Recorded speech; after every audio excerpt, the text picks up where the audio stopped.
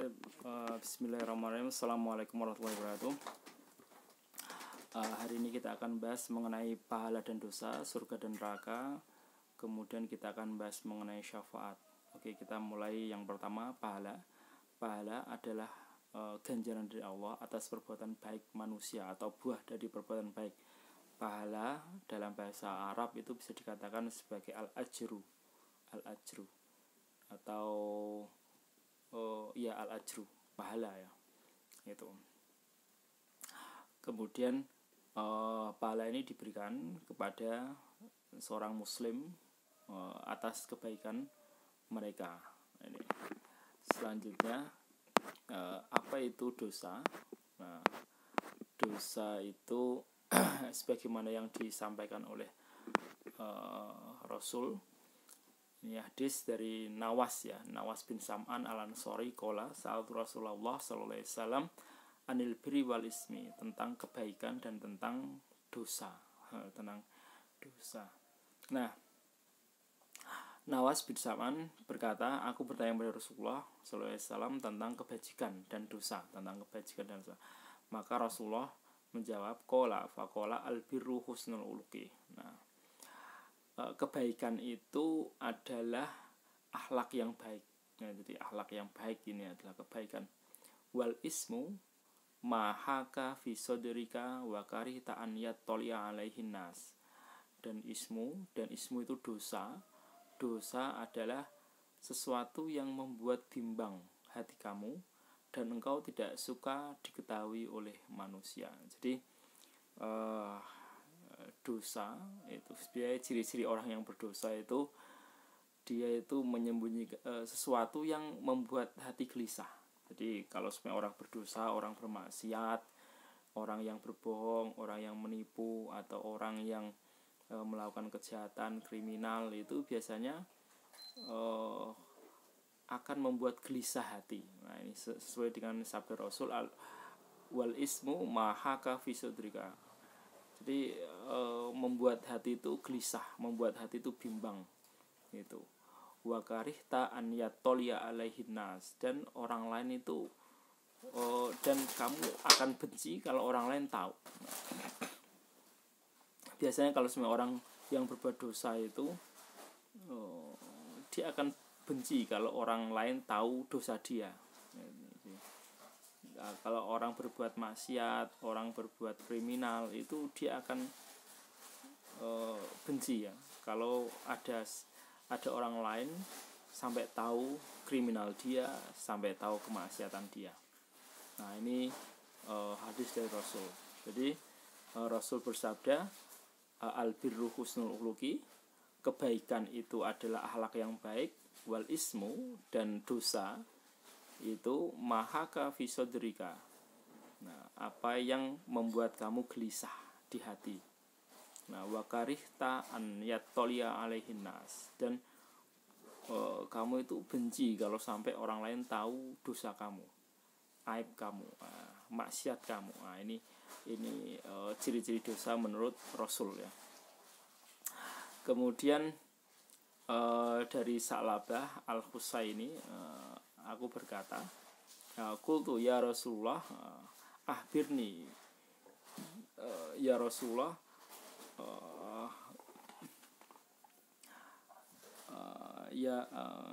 akhbirni bima yahillu li wa yahrumu alayya. Nah, ya Rasulullah, terangkanlah kepadaku apa saja yang menjadikan saya itu baik. Nah, ya Rasulullah, jelaskanlah apa yang halal dan apa yang haram bagiku. Ini faqala al-birru masakanta ilaihi nafsu. Kemudian Rasul bersabda, kebajikan itu adalah apa yang membuat jiwa itu tenang dan menjadikan hati tentram. Nah, wal ismu malam taskun ilaihi nafsu walayat ma'innu ilaihil qalbu. Nah, wa in aftakal maftun. Nah, jadi dan dosa ialah apa saja yang menjadikan jiwa tidak tenang dalam hati. Kemudian hati ini tidak tentram kendati para penasihat memberikan nasihat kepada kamu. Nah itu, jadi ini ciri-ciri kebaikan dan ciri-ciri dosa ya. Jadi kalau kebajikan itu sesuatu yang apabila kita kerjakan membuat hati kita tenang. Kita sholat, setelah sholat kita hati tenang. Kita berbuat baik pada orang, hati kita tenang. Kita habis menyapa orang, hati kita tenang. Nah itu, ketika ada uang jatuh kita tidak mengambilnya, kita menjadi tenang ya. Nah itu. Nah, sedangkan dosa menurut Rasul adalah apa saja yang menjadikan jiwa kamu tidak tenang. Nah, jadi yang membuat hati tidak tenang itu, itu ciri-ciri perbuatan itu dosa ya. Dan hati tidak tentram. Nah, walaupun para penasihat itu sudah menasihati kamu. Nah, jadi contohnya ketika kalian berbuat jahat, itu membuat hati kamu tidak tenang. Jadi kayak ada yang kurang ya dalam jiwa kita, itu ada yang kurang itu. Misal seharusnya kamu sholat, ternyata kamu nggak sholat, nah hati menjadi gelisah itu karena kamu tidak melaksanakan tugas. Nah, seperti itu. Ada orang butuh bantuan, nggak kamu bantu, menjadikan tidak tenang. Ini. Atau ada uang jatuh kamu ambil padahal bukan uang kamu. Nah, ini menjadikan hati tidak tenang. Atau orang mencuri ya, orang mencuri itu nggak ada hatinya yang tenang, pasti dia gelisah, takut kalau satu saat dia itu ketahuan mencuri ya. Itu. Jadi menurut Rasul bahwa dosa adalah apa saja yang menjadikan jiwa tidak tenang dan menjadikan hati tidak tentram. Nah, ini adalah ciri-ciri dosa. Nah, jadi perbuatan dosa itu apabila kita lakukan itu menjadikan hati tidak tenang. Nah, gitu. Misal kalau kalian bertemu teman kalian, nah enggak kalian sapa, nah itu bisa jadi hati kalian nggak tenang. Wah, tadi kok saya bertemu ini kok nggak saya sapa ya, itu agak. Nah itu berarti itu tanda-tandanya dosa. Ada dosa kecil, nanti ada dosa sedang, ada dosa besar. Itu. Nah, tapi intinya kalau dari Rasul, dosa itu apa saja yang kalau kita lakukan itu membuat hati kita tidak tenang. Itu berbohong, itu buat hati tidak tenang. Satu saat kalau kita ketahuan kebohongannya, itu kita akan gelisah ya. Itu. Atau orang misal koruptor itu nggak ada yang tenang hidupnya. Kenapa nggak ada tenang? Dia itu tiap hari itu kepikiran, jangan-jangan satu saat saya ketangkap KPK. Nah, itu tidak tenang ya, tidak tentram itu. Jadi apapun itu, termasuk jahat pada orang itu juga membuat hati tidak tenang. Jadi dosa adalah apa saja yang menjadikan jiwa tidak tenang dan hati tidak tentram. Walaupun para pemberi nasihat itu sudah menasihati kamu, nah, tapi yang namanya orang telah berbuat dosa, tetaplah hatinya tidak akan tenang. Oke. Macam-macam dosa menurut sumbernya ini ada 3. Nah, ada dosa dalam hati, ada dosa lisan, kemudian ada dosa perbuatan. Nah, yang pertama adalah dosa dalam hati. Nah, dosa dalam hati ini contohnya syirik, menyekutukan Allah. Nah, kita yakin bahwa Tuhan kita Allah, tapi di sisi lain kita juga yakin ada kekuatan lain selain Allah itu, yang mempunyai kekuatan. Contoh, kita yakin ada keris ini punya kekuatan, atau cincin punya kekuatan, atau tempat-tempat tertentu punya kekuatan, itu tempat-tempat angker itu punya kekuatan. Nah, ini kita bisa dikatakan syirik ya. Jadi kita mempercayai ada sesuatu kekuatan selain Allah dan kita mengagungkannya. Nah, contoh kita percaya bahwa ada ada keris. Nah, ini keris sakti punya kekuatan dan kita mengagungkan keris itu. Kemudian kita percaya pada cincin, cincin ini punya kekuatan dan kita melakukan cincin itu.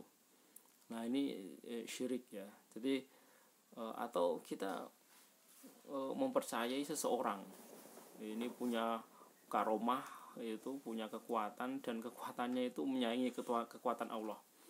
Nah, ini juga disebut syirik. Jadi kita memurnikan syirik itu kita memurnikan tauhid, berarti kita memurnikan bahwa hanya Allah lah yang mempunyai kekuatan. Hanya Allah lah yang pantas untuk diagungkan, disembah, itu hanya Allah. Jadi kita tidak mengagungkan cincin, keris, bahkan kita juga tidak mengagungkan manusia. Karena apa? Sejatinya yang mempunyai kekuatan itu hanya satu, sumber kekuatan itu hanya satu, yaitu Allah saja. Nah, maka dari itu kita harus memurnikan tauhid kita dan menghindarkan kita dari syirik, karena syirik termasuk dosa, ini dosa dalam hati ya. Nah, selanjutnya hasad. Hasad itu dengki ya. Hasad itu apa sih? Susah melihat orang senang melihat orang susah. Nah, ini hasad ya. Jadi kalau semuanya kalian melihat teman kalian punya kenikmatan, semisal beli HP baru, kemudian hati kalian panas, nah ini tanda kalian punya hasad. Atau teman kalian nikah dengan orang kaya, kemudian hati kalian jadi panas, nah itu tandanya kalian hasad, punya hasad ya. Atau teman kalian diterima kerja di mana, kemudian hati kalian panas, nah itu tanda kalian itu hasad gitu. Jadi hasad itu apa? Hasad itu menginginkan nikmat yang ada pada diri orang lain itu hilang. Nah, beda dengan iri ya. Kalau iri itu ingin memiliki sesuatu yang dimiliki teman kalian. Kalau hasad ini tingkatannya lebih parah dari itu. Jadi dia menginginkan nikmat yang dimiliki oleh teman kalian itu hilang. Jadi semisal teman kalian punya HP baru, kemudian hati kalian panas dan ingin HP-nya cepat rusak, nah ini namanya hasad. Tapi kalau kalian hanya menginginkan HP yang sama seperti teman kalian, nah ini namanya iri. Nah, yang dilarang itu adalah hasad ya, hasad.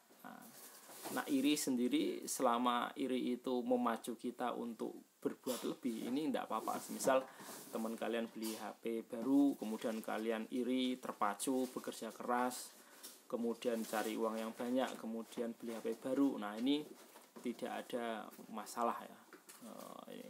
Jadi yang masalah itu adalah ketika teman kalian beli HP baru, kemudian hati kalian jadi panas, kemudian ingin agar HP teman kalian itu cepat rusak atau cepat hilang. Nah, ini namanya hasad. Ini termasuk penyakit hati. Selanjutnya bakhil, ini juga penyakit hati. Bakhil itu ya pelit, medit, koret. Nah, ini. Selanjutnya takabur itu sombong ya. Sombong, merasa paling wah sendiri, merasa paling hebat. Nah, ini penyakit dalam hati. Kalian harus bisa membedakan antara takabur dengan percaya diri ya. Nah, ini sesuatu hal yang berbeda. Kalau percaya diri itu percaya bahwa kita mampu melakukan. Tapi takabur itu merasa besar, kemudian merendahkan orang. Nah, ini sesuatu hal yang beda. Jadi jangan samakan takabur dengan percaya diri. Nah, percaya diri itu bahwa kalian mampu, bahwa kalian tuh bisa. Misal kalian percaya diri tampil di hadapan teman kalian, pidato. Nah, artinya apa? Kalian percaya bahwa kalian bisa berpidato dengan baik di hadapan teman kalian. Nah, ini namanya percaya diri. Tapi kalau takabur itu merasa kalian hebat, kemudian merendahkan orang lain. Nah, ini kesalahannya adalah di mana ya, di merendahkan orang lain itu, Selanjutnya ujub. Ujub itu membanggakan diri ya. Oh, aku iki loh, saya ini loh. Nah, ini ujub. Ini semua penyakit hati ini. Ujub, takabur, termasuk suuzon. Suuzon tuh berprasangka buruk, berprasangka negatif terhadap orang, atau berprasangka negatif terhadap suatu kejadian, itu suuzon. Nah, contoh suuzon itu ada teman kalian misal beli HP baru, nah, itu padahal dia orang biasa aja itu kan. Nah, kemudian kalian, wah itu paling HP nyuri ya, itu suuzon. Nah, tidak boleh. Nah, jadi kita itu tidak boleh berprasangka sampai fakta terjadi. Jadi kita nggak boleh berprasangka buruk, tidak boleh menduga keburukan sampai jelas fakta tentang keburukan itu. Nah, ini ini harus hati-hati ya. Jadi kita nggak boleh menuduh orang, menyangka orang sampai terbukti fakta bahwa orang itu benar-benar melakukan hal itu. Nah, contoh tadi, alah ini orang nggak punya aja beli HP baru, ini pasti nyuri. Nah, itu kita nggak boleh seperti itu. Nah, kita harus cari fakta, itu benar enggak itu. Nah, ketika faktanya ternyata dia memang beli HP baru itu karena dia ngirit hidupnya, setiap hari cuma makan nasi saja pakai kerupuk, dan uangnya dibuat nabung. Nah, ketika terjadi fakta bahwa ternyata dia itu punya HP karena hidupnya frugal ya, frugal itu ngirit gitu. Nah, jadi kita nggak boleh suuzon pada orang, kita nggak boleh menduga-duga sampai fakta terungkap. Nah, jadi suuzon ini termasuk penyakit hati, nggak boleh mudah suuzon gitu. Oke, selanjutnya dosa lisan. Dosa lisan contoh sumpah palsu, berdusta. Dusta itu apa? Ngapusi ya, berbohong. Kemudian memfitnah orang itu mengatakan sesuatu yang tidak sesuai dengan fakta. Nah, ini memfitnah orang.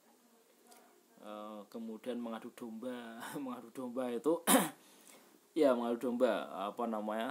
membuat orang itu berantem satu sama yang lain. Nah, itu membual itu membuat omong kosong. Nah, membuat omong kosong, cerita-cerita palsu. Nah, ini membual. Ini tidak boleh, ini dilarang oleh Rasul ya. Kemudian mencaci maki, mengejek, menghina, mengumpat, misuh. Wah, ini semua dosa lisan. Selanjutnya dosa perbuatan. Contoh ini adalah mencuri, berzina, membunuh, kemudian durhaka kepada orang tua, membantah orang tua. Nah, ini tidak boleh. Kemudian berbuat zalim, menyakiti fisik orang lain, mukul. Nah, ini tidak boleh. Ini semua adalah dosa. Jadi kalau kita melihat sumbernya, dosa ini bisa jadi bisa dibagi menjadi 3: dosa dalam hati, dosa lisan, dan dosa perbuatan. Oke, selanjutnya menurut sasarannya, dosa itu bisa terhadap diri sendiri, nah bisa terhadap orang lain, kemudian bisa menurut saya ada 2 ya, terhadap diri sendiri juga terhadap orang lain. Jadi kita tidak boleh menyakiti diri sendiri, itu tidak boleh. Nah, kita juga tidak boleh menyakiti orang lain. Dosa terhadap diri sendiri ini seperti bakhil, takabur, ujub, termasuk bunuh diri, termasuk menyakiti diri sendiri, termasuk tidak bisa memaafkan diri sendiri. Nah, ini tidak boleh ya. Nah, kita itu sedosa-dosanya kita itu harus mampu memaafkan diri kita sendiri. Sesalah-salahnya kita harus mampu memaafkan diri sendiri. Nah, kita kalau kita menyesal terhadap dosa yang kita lakukan, ya kita bertaubat dan tidak mengulangi lagi. Nah, itu udah cukup. Tapi tidak perlu sampai harus menyakiti diri sendiri atau tidak mau memaafkan diri sendiri. Ini akan merusak diri ya. Itu. Selanjutnya dosa terhadap orang lain itu seperti membunuh orang, mencuri barang orang, menzalimi orang, menyakiti orang lain, memfitnah orang lain. Nah, ini termasuk durhaka kepada orang tua. Ini dosa terhadap orang lain. Ini pada intinya kita dilarang. Intinya kita dilarang untuk menyakiti diri sendiri dan menyakiti orang lain. Nah, itu. Ini selanjutnya yang ketiga adalah dosa terhadap Allah. Nah, ini dosa terhadap Allah ini tidak taat dan patuh pada Allah, seperti tidak sholat, tidak puasa, tidak zakat, tidak mengamalkan perintah-perintah Allah. Nah, ini dosa terhadap Allah. Maka ya kita dilarang untuk tidak taat dan patuh pada Allah ya. Kita diajarkan untuk taat dan patuh pada Allah, mengikuti syariat-syariatnya. Nah, selanjutnya dosa menurut berat pelanggarannya. Ada dosa kecil, ada dosa besar. Nah, dosa kecil ini contoh berbohong. Dosa kecil adalah pelanggaran hukum atas perbuatan yang tidak dirinci, bahwa pelanggaran tersebut adalah perbuatan besar. Artinya dosa kecil itu dosa yang kecil-kecil ya, atau yang tidak termasuk dosa besar. Nah, ini. Dosa besar itu Rasul bersabda, ini sebenarnya dosa besar ini banyak ya. Banyak. Artinya yang kenapa dikatakan dosa besar? Karena ini sudah sudah ditetapkan oleh Allah. Yang pertama itu ya durhaka kepada Allah, termasuk mensekutukan Allah. Kemudian kalau kepada manusia itu adalah membunuh, kemudian berzina, ini termasuk dosa besar. Merampok ini termasuk dosa besar ya. Nah, ini dosa besar. Kalau kepada Allah ya musyrik, syirik. Kalau kepada orang tua ya durhaka pada orang tua. Itu kalau kepada orang lain ya saksi palsu, membunuh, mencuri, merampok, berzina. Kalau kepada diri sendiri ya bunuh diri. Ini dosa besar. Nah, kalau dosa kecil ya seperti berbohong, seperti ya menyakiti orang tapi yang kecil-kecil itu, mulutnya tajam ke orang. Nah, ini dosa kecil. Gibah. Nah, itu. Tapi kalau semua dosa kecil ini dikumpulkan jadi dosa besar itu. Nah, selanjutnya dampak buruk dari dosa besar. Dampak buruk dari dosa besar itu kita akan mengalami kegelisahan batin ya. Orang mencuri, merampok, membunuh, memperkosa, ini selalu dihantui kegelisahan batin. Jadi orang-orang yang berbuat dosa besar itu merampok, membunuh, kemudian mencuri, kemudian sampai melakukan tindakan asusila, ini akan selalu dihantui rasa bersalah ya, rasa bersalah, dan dia sendiri akan merasa dia tidak suci. Itu sudah dampak dari dosa besar ya. Selanjutnya orang itu akan mengalami hukuman. Jadi orang-orang yang berbuat dosa besar itu akan dihukum ya. Mencuri dihukum, mencuri, merampok gitu ya. Kalau dia sudah sampai nisabnya, maka tangannya ya boleh tangannya itu ya dipotong ya. Tapi nggak semudah itu. Jadi motong tangan orang karena dia mencuri itu nggak semudah itu. Jadi harus melewati persidangan, dan dia harus mencapai minimal nisab ya, batas minimal pencurian itu. Jadi tidak mudah memotong tangan orang, itu nggak mudah.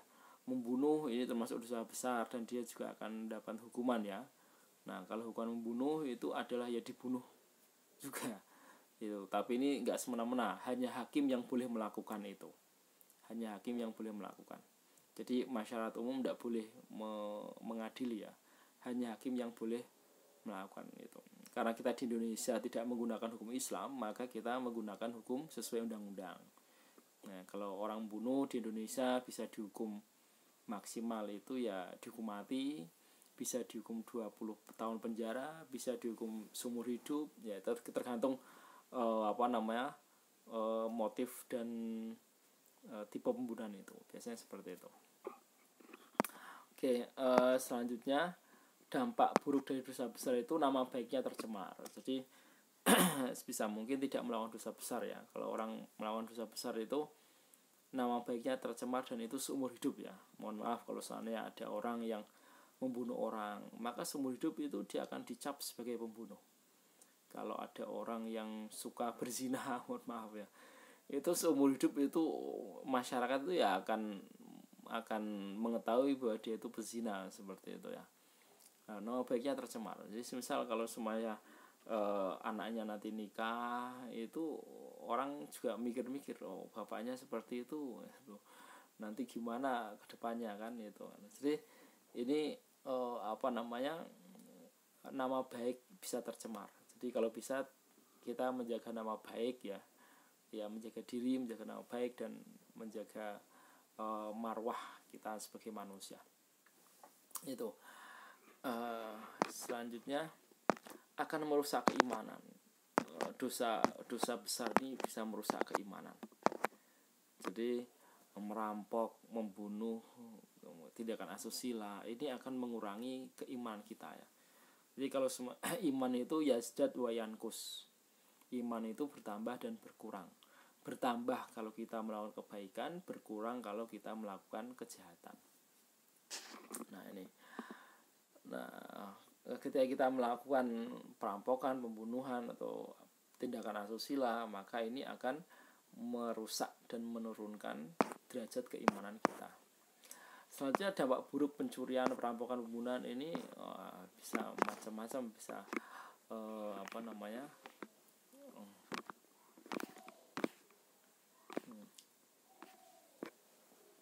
Oke, selanjutnya adalah penetapan pahala dan dosa berdasarkan Al-Quran dan Hadis. Nah, yang pertama adalah setiap perbuatan yang diberikan pahala dan dosa ini berdasarkan niat. Jadi sesuatu dikatakan pahala dan dosa ini tergantung niatnya. Jadi bukan tergantung perbuatannya ya, tapi yang paling pertama itu adalah niat. Yang paling pertama itu adalah niat. Nah,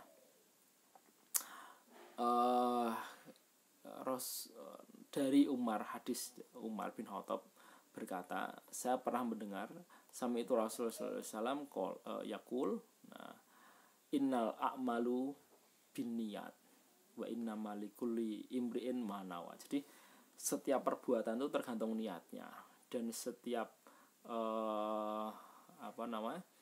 dan bagi setiap orang itu tergantung apa yang dia niatkan. Nah ini, jadi perbuatan itu tergantung niat. Nah kita ambil contoh melubangi perahu itu kan tindakan jahat ya.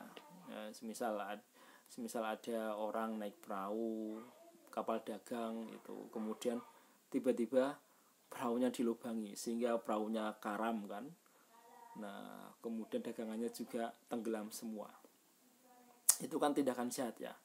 Tapi kalau tindakan itu dilakukan untuk menyelamatkan nyawa-nyawa orang tersebut, maka ini bukan tindakan kejahatan tapi malah justru tindakan kebaikan. Nah, ini seperti yang dilakukan oleh Nabi Hizir. Jadi, Nabi Hizir pada waktu itu kan bersama Nabi Musa naik kapal dagang itu, naik perahu lah ya, perahu. Nah, mereka membawa barang dagangan. Nah, tiba-tiba di tengah lautan ya menjelang tepi itu Nabi Hizir malah melubangi perahu itu. Akhirnya kan semua kelimpungan, perahunya kemasukan air. Kemudian perahunya tenggelam, barang dagangannya tenggelam. Kemudian orang semua berenang ke tepian semua. Nah, berenang ke tepian semua. Kemudian Nabi Musa bertanya kepada Nabi Khidir, "Wahai Nabi Khidir, kenapa kau melakukan hal ini? Bukankah ini sebuah kejahatan? Ini dosa. Kamu itu telah melubangi dan menenggelamkan perahu sehingga dagangan mereka ini karam semua ke dasar lautan." Gitu. Kamu nggak tahu bahwa itu dosa ya. Kemudian Nabi Khidir menceritakan bahwa kenapa aku melubangi perahu itu? Perahu itu saya lubangi karena apa? Di depan sana itu ada bajak laut yang akan membunuh siapapun orang yang membawa dagangan. Mereka akan dibunuh dan dagangannya akan diambil. Daripada nyawa mereka hilang, mending barang dagangan mereka hilang. Nah, ini. Jadi yang dilakukan Nabi Khidir ini kelihatannya jahat ya, yaitu menenggelamkan perahu. Tapi sebenarnya Nabi Khidir ini ingin menyelamatkan orang-orang tersebut. Nah, ini. Nah, maka ini tidak bisa dikatakan kejahatan karena niat Nabi Khidir itu bukan untuk menenggelamkan perahu, tapi untuk menyelamatkan nyawa para pedagang itu dari pembunuhan yang akan dilakukan oleh bajak laut. Nah, ini. Jadi inilah kenapa dalam Al-Qur'an itu yang paling utama itu adalah niat. Nah, yang paling utama itu adalah niat. Kalau niatnya itu jahat, maka perbuatannya menjadi jahat. Kalau niatnya baik, ya perbuatannya menjadi baik. Nah, selanjutnya seorang muslim yang telah berniat berbuat baik, maka dia telah mendapatkan pahala dari Allah. Jadi kita baru niat saja itu sudah mendapatkan pahala dari Allah. Ya, misal kita mau sholat di masjid, baru mau niat saja kita sudah dapat pahala sholat di masjid. Ini baru niat.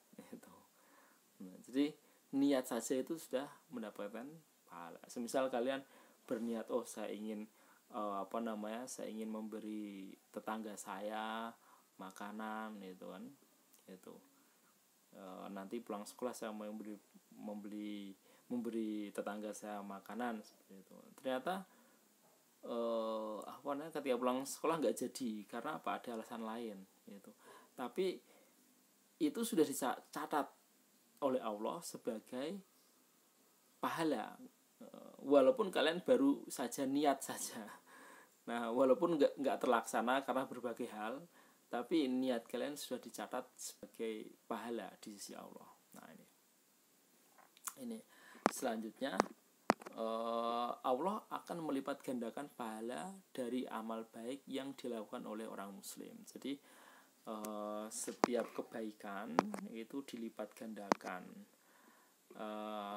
Rasul bersabda, firman Allah dalam surat Al-An'am, "Man jaa bil hasanati falau asyaru amsalia." Barang siapa yang berbuat baik, maka Allah akan membalas, maka bagi dia 10 kali lipat. Nah, pahalanya itu 10 kali lipat dari perbuatannya itu. Man jaa bil bisayyiat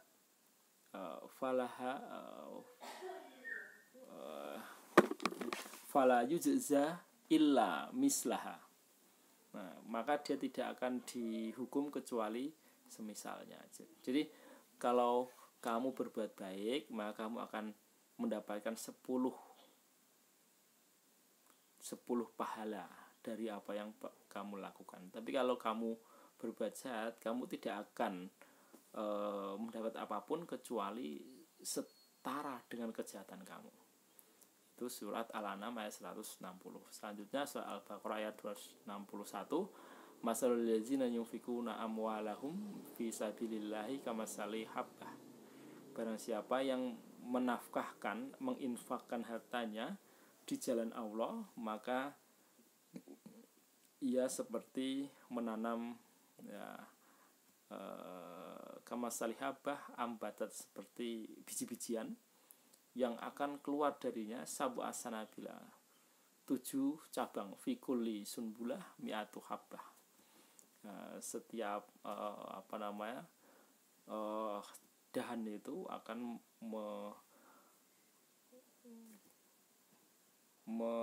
membuat ranting 100 ya. Jadi wallahu yudhaifu liman yasha wallahu wasi'un alim. Jadi setiap perbuatan itu kalau kalian menginfakkan harta di jalan Allah ya, itu maka akan dilipat gandakan 700 kali lipat. Ingat, di jalan Allah. Nah, jadi beda.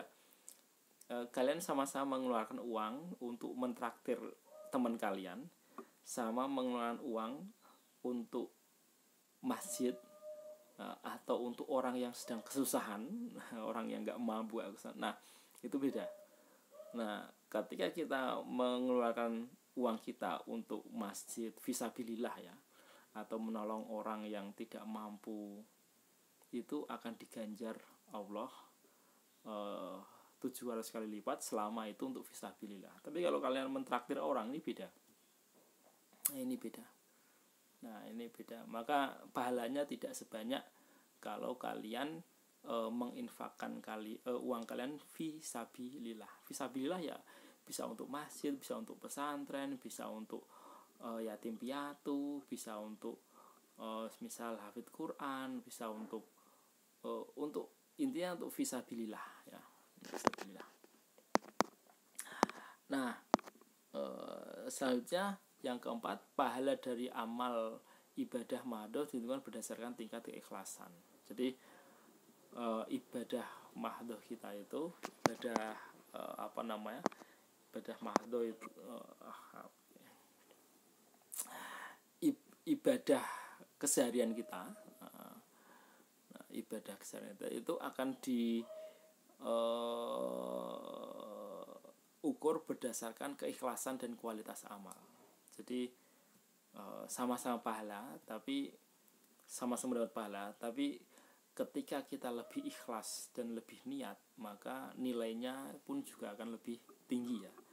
Itu sama seperti kalian, misal kalian masak, yang satu masaknya sungguh-sungguh, yang satu masaknya enggak sungguh-sungguh, otomatis yang masaknya sungguh-sungguh kan akan lebih enak ya toh?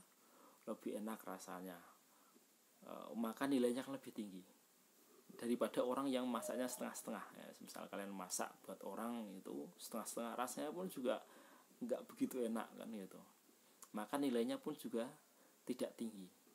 Itu sama-sama punya nilai karena kalian telah memberikan masakan pada orang lain, tapi kalau yang pertama dimasak dengan ikhlas, dengan sungguh-sungguh, wah nilainya akan tinggi. Tapi kalau yang lain ini masaknya setengah-setengah itu, nah ya tetap dapat nilai tapi tidak setinggi yang ikhlas dan berkualitas. Nah ini, ibadah mahdoh. Selanjutnya,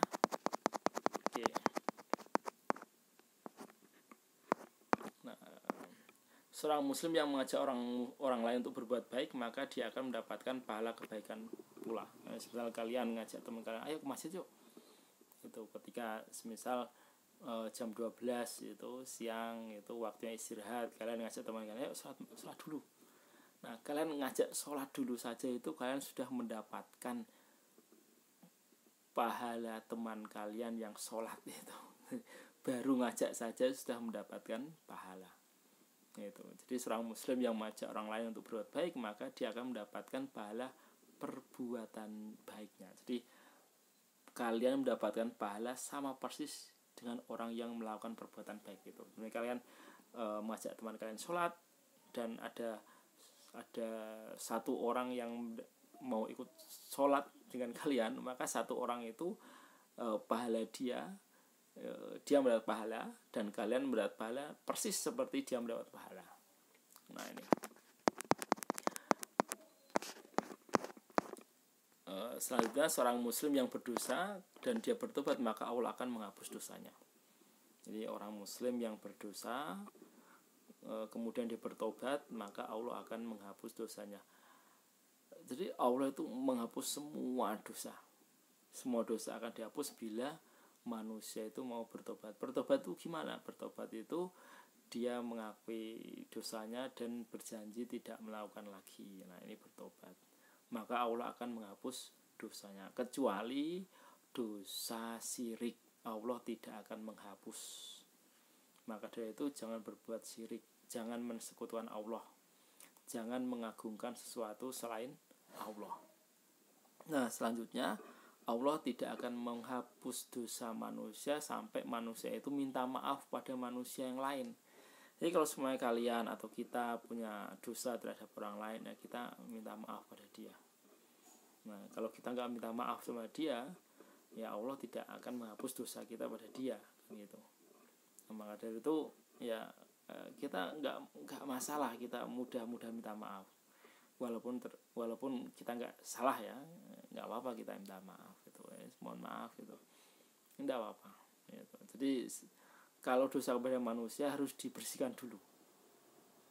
Nah, kalau dosa kepada Allah cukup kita bertobat langsung dihapus oleh Allah. Tapi kalau dosa kepada manusia, kita harus minta maaf pada manusia itu. Nah, itu baru nanti Allah akan menghapusnya. Selanjutnya perbuatan syirik akbar, yaitu menyekutukan Allah. Nah, ini akan membatalkan seluruh pahala ya. Saya mengatakan jangan berbuat syirik, jangan mensekutukan Allah, jangan menyembah berhala. Itu. Jangan mengagungkan orang jangan mengagungkan orang yang diagungkan hanya Allah. Jadi kita dengan orang ya biasa saja, artinya ya kita menghormati, kita harus hormat, kita harus buat baik, tapi tidak mengagungkan. Nah, karena yang pas diagungkan itu hanya Allah saja. Selanjutnya penentu seorang masuk surga, Rasul menegaskan penentu masuk surga adalah Allah, rahmat Allah. Ini perlu diketahui. Jadi kita itu masuk surga itu bukan karena perbuatan kita, tapi karena rahmat Allah. Maksudnya apa? Jadi rahmat Allah itu datang kepada yang dicintai.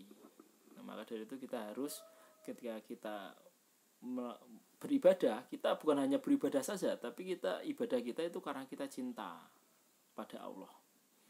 Nah, an Aisyah radhiyallahu anha anna Rasul sallallahu alaihi wasallam qala sadidu wa qoribu wa abshiru. Nah, Rasulullah bersabda, nah tujulah, dekat-dekatkanlah, gembira-gembirikanlah. Nah, jadi tujukanlah Allah. Jadi kalian tuh harus menuju kepada Allah, mendekat-dekatkan diri pada Allah dan bergembira dengan Allah. Nah, ini fa innahu la yudhilu ahadan al jannah amalu. Sesungguhnya tidak ada satu orang pun yang mau surga karena amalnya. Lalu qalu wala anta ya Rasul wala ana. Itu. Kamu juga ya Rasul? Iya, saya juga. Saya tidak masuk surga karena perbuatan saya. Illa an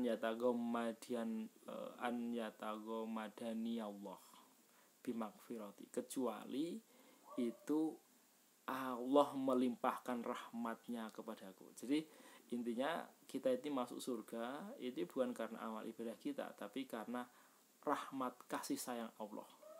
Nah, untuk mendapatkan rahmat dan kasih sayang itu, nah kita harus menuju kepada Allah, mendekat-dekat kepada Allah dan bergembira dengan Allah. Jadi amal ibadah itu enggak cukup, tapi harus mendekat kepada Allah, harus cinta kepada Allah. Jadi misalkan, yang penting saya sholat, itu enggak cukup. Ya itu bagus, tapi itu enggak cukup. Nah, yang membuat kita mau surga itu bukan sholat kita, tapi adalah ya sholat kita tetap iya, tapi ada yang lebih penting, yaitu apa? Rahmat, kasih sayang, cinta Allah kepada kita. Nah, kita mendapatkan rahmat kasih sayang itu karena kita mencintai Allah dan menyayangi Allah, kita mendekat-dekat diri kepada Allah. Maka kita harus ya mendekat-dekat diri kepada Allah. Bahasanya itu ya mendep-dep ya, mendekat-dekat diri menuju Allah, bergembira kepada Allah. Nah, ini penentu orang masuk surga itu bukan amal ibadah tapi apa? Rahmat Allah. Selanjutnya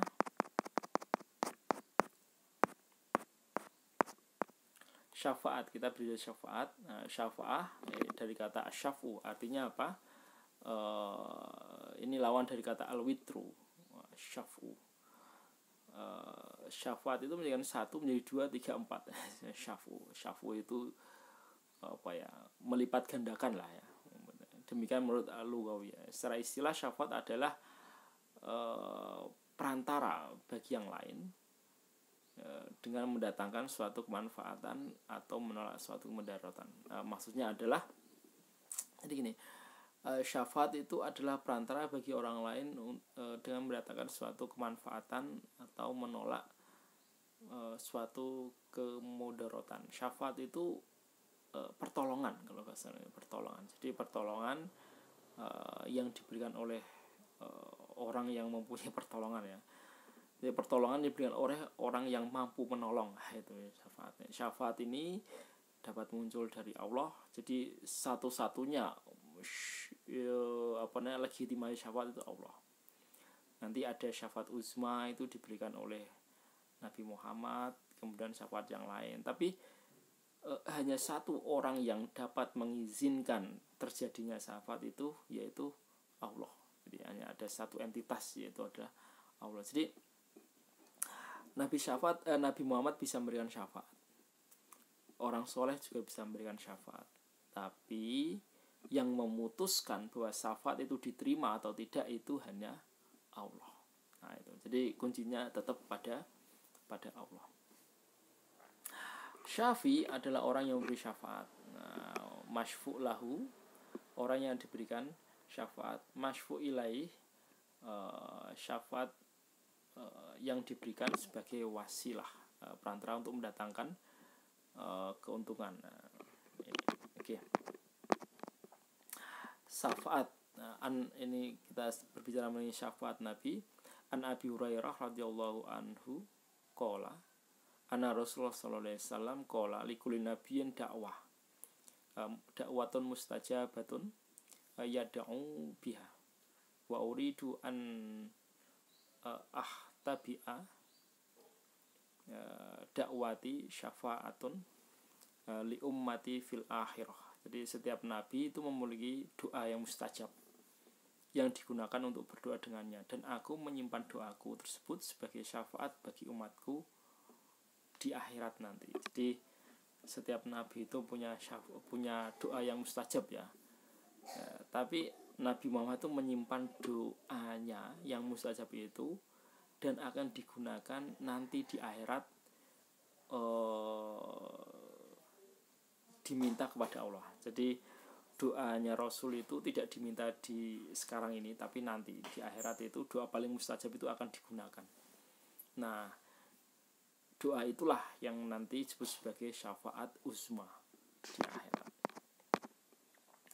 Nah, syafaat ada 2, syafaat as-sabitah, as-sohehah. Nah, ini syafaat yang pertama, yaitu syafaat yang ditetapkan oleh Allah dalam kitab-kitabnya atau ditetapkan oleh Rasul. Nah,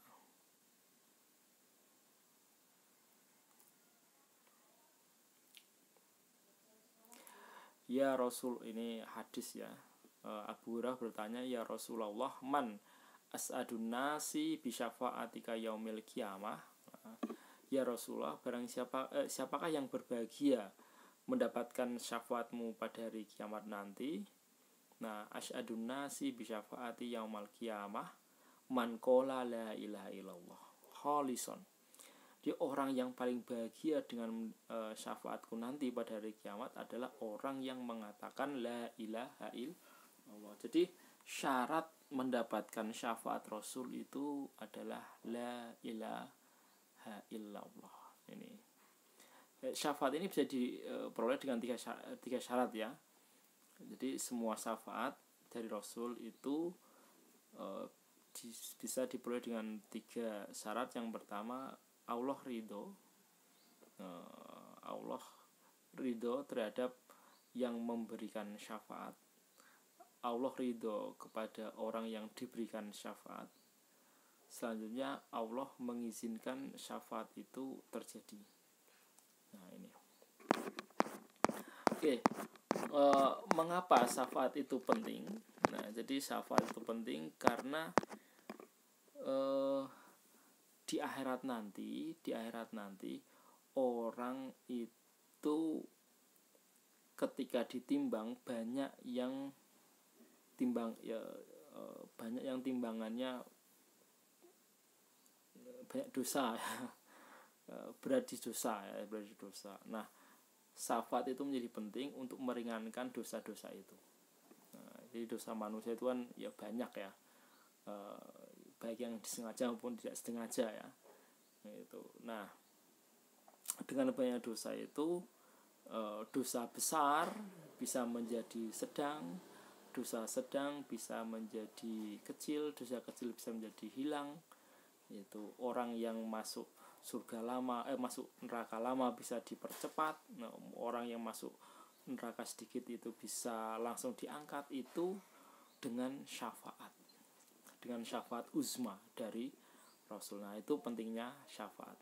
Jadi untuk meringankan dosa umat muslim ya. Jadi umat muslim yang berdosa ini bisa diringankan oleh syafaat Rasul.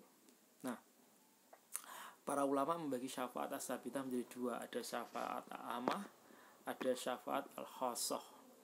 Nah, syafaat al-amah ini syafaat yang dimiliki oleh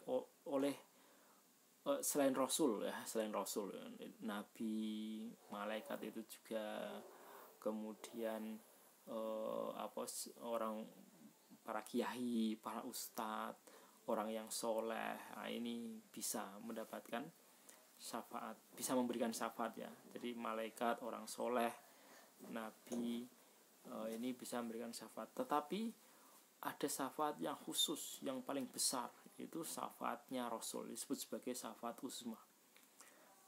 Jadi syafaat selain Rasul itu ya bisa meringankan dosa ya, tapi kecil.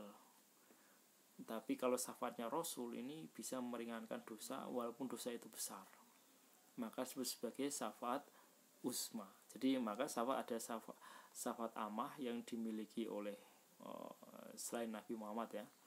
Nah, itu. Sedangkan syafaat uzma ini hanya dimiliki oleh Rasul saja. Nah, Rasul saja. Selanjutnya syafaat al-batilah. Ini syafaat al-batilah. Syafaat al-batilah ini syafaat yang tidak akan memberikan manfaat. Syafaat yang tidak akan memberikan. Jadi syafaat al-batilah ini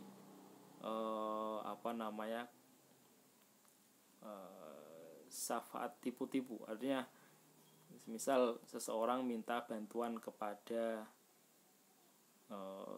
selain minta bantuan keringanan dosa kepada Buddha, mohon maaf ya, kepada Buddha, padahal di akhirat nggak ada Buddha. Ini disebut sebagai syafaat al-batilah itu. Jadi mereka meminta syafaat kepada orang yang tidak bisa memberikan syafaat. Nah, ini syafaat al-batilah. Oke. Selanjutnya golongan manusia dalam menyikapi syafaat. Nah, ini saya kira kita langsung aja ya. Nah, pemberi syafaat selain Rasulullah itu malaikat ini bisa memberikan syafaat ya. Jadi malaikat bisa memberikan syafaat. Nah, selanjutnya nabi juga bisa memberikan syafaat. Nah, ini selanjutnya para siddiq, para syuhada, orang-orang soleh, orang-orang yang mati syahid. Nah, ini juga bisa memberikan syafaat. Orang-orang soleh ini termasuk siapa? Termasuk Pak Kiai, Pak Ustadz. Ini bisa memberikan syafaat ya. Orang-orang yang baik ini bisa memberikan syafaat. Orang-orang yang mati syahid ini juga bisa memberikan syafaat. Tapi semua syafaat itu kecil-kecil. Malaikat bisa memberikan syafaat tapi kecil. Nabi bisa memberikan syafaat tapi kecil. Nah, kecuali Nabi Muhammad, ini syafaatnya besar. Termasuk orang-orang soleh ini juga bisa memberikan syafaat, tapi syafaatnya kecil. Nah, itu. Kemudian ulama yang soleh ini juga bisa memberikan syafaat ya. Selanjutnya para hafiz Quran ini juga bisa memberikan syafaat. Nah, selanjutnya anak yang wafat sebelum balik, ini juga bisa memberikan syafaat. Nah ini dalam hadis saya bacakan riwayat An-Nasai, sesungguhnya anak-anak yang kelak di hari kiamat sedang berdiri, dikatakan pada mereka, masuklah ke surga. Jadi anak-anak yang belum balik kemudian dia meninggal, itu mereka langsung masuk surga, nggak usah dihisap.